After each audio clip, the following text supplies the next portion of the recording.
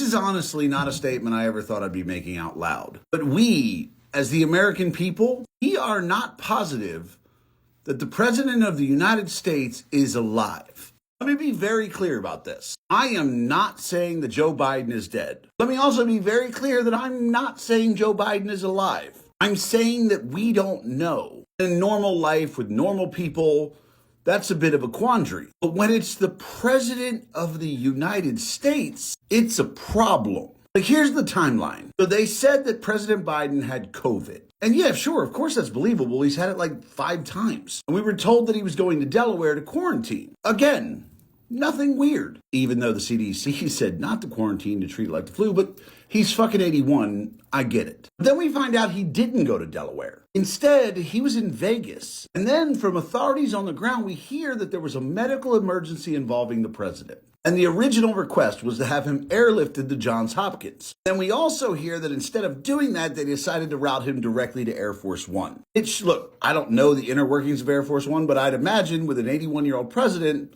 there's a fucking doctor on board. And if you're the doctor on Air Force One, I imagine you're a really, really, really, really good doctor. But then we've heard nothing. We've seen nothing. Now, I know people will say he apparently called in to Kamala Harris's little celebration about accepting the nomination. I'd like to point out that for about $20, I can go to any one of 200 plus AI websites and have Biden say whatever the fuck I want. Because in that call, Biden didn't answer any questions. He didn't offer any responses to anything people said. It was just his normal, raspy, incoherent rambling. Which again, it would cost about $20 for me to find an AI to be able to do that. So that's not proof. Again, let me say, I'm not saying he's dead. But I also want to be clear that I'm not saying he's alive. I do want to be clear in saying that the fact that we can't be sure is a problem.